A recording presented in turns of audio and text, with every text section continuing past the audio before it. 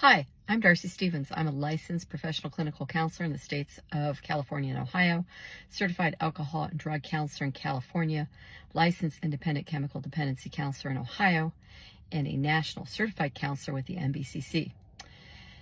In yesterday's video, I was talking about polyvagal theory, and I wanted to dive into the topic a little bit more, specifically around use of coping skills in depending on your state of activation, whether you're in ventral vagal, you're in the sympathetic state, or if you're up into dorsal vagal. So sympathetic nervous system is basically hyper arousal.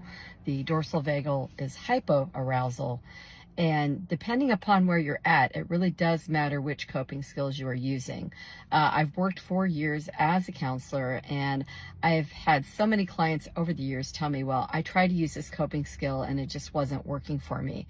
And this is long before I even knew what polyvagal theory was. When you are in a dorsal vagal state, you're going to be experiencing trauma responses of either freeze or fawn. And what tends to happen is you're hypo-aroused, so your body begins to shut down. You're going to feel hopelessness, helplessness, feel numb. You may have a reduced pain threshold. You may begin to disassociate or depersonalize during this state. Feel very depressed, feel hopeless, like life isn't worth living. This is a state where a lot of my clients will experience things like self-harming behaviors or suicidal ideation when they're up in that dorsal vagal state.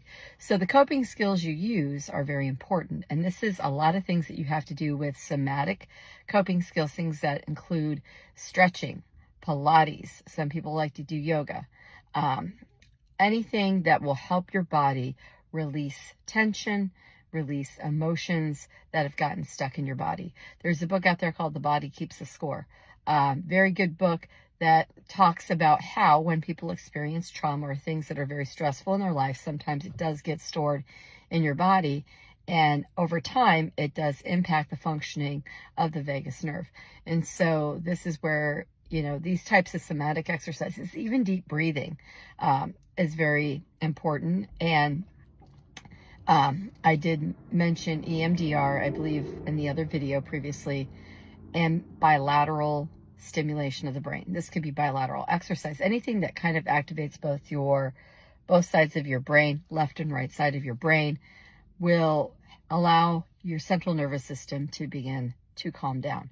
So it's very important that you seek out those types of things to be able to calm yourself. And then other coping skills, when you get back into a hyper aroused state with your sympathetic nervous system, those types of things of distracting activities or self-soothing activities, those types of things help on that level. And eventually you can calm yourself back down into a ventral level, where then you can journal or do any other types of coping skills like affirmations, changing your negative thinking. Anything to change or restructure your thinking is going to happen on that ventral vagal state, where you are more open, able to think more clearly, and be able to have social engagement.